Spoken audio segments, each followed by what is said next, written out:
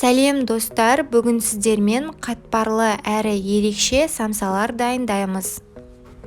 Ең алдымен теста дайындаймыз. Жылы суға татымына қарай тұз және ұнды қосып, орташа қаттылықта теста дайындаймыз. Теста дайын болғаннан соң 15 минутқа бетін жауып қойып қоямыз. 15 минут өткеннен соң тестаны ұнның жәрдемімен жайып аламыз. Яғни жұқа етіп жаямыз. Мұнда мен тестаны екі бөлікке бөліп жайдым. Сіздер де солай жасасаңыздар болады.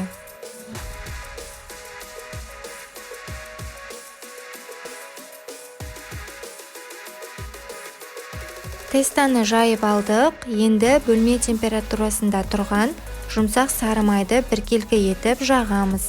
Сонан соң видеода көрсетілгендей етіп конверт тәрізді теста дайындаймыз.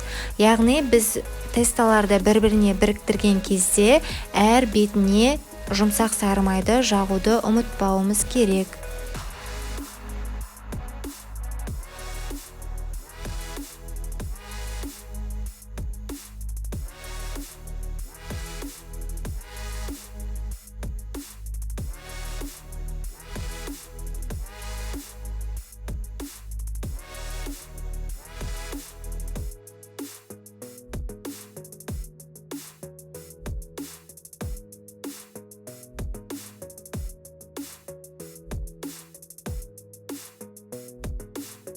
Міне теста дайын болды. Енді оны 1 сағатқа тоңазытқышқа қойып қоямыз. Келесі кезекте салмасын дайындаймыз. Ұсақтап туралған пиязға картоп және ет тартқыштан өткізілген етімізді қосып, татымына қарай тұз, бұрыш және зіре қосып, араластырып аламыз.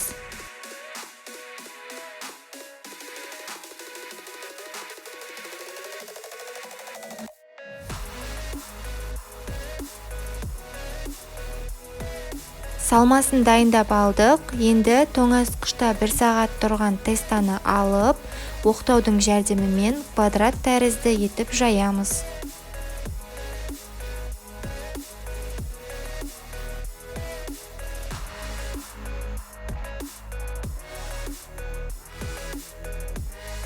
Енді 4 бұрышты етіп кесіп, салмасын салып біріктіреміз.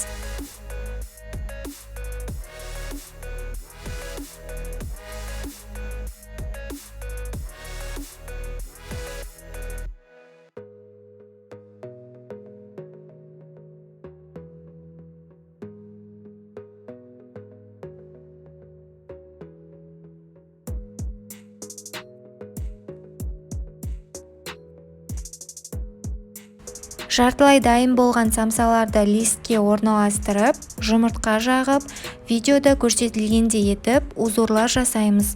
Және де 180 градуста 40-50 минутқа пісіріп аламыз. Мінекей қатпарлы самсаларымыз дайын. Астарыңыз дәмді болсын. Міндетті түрде каналға жазылып, лайк, комментарий қалдыруды ұмытпаңыз.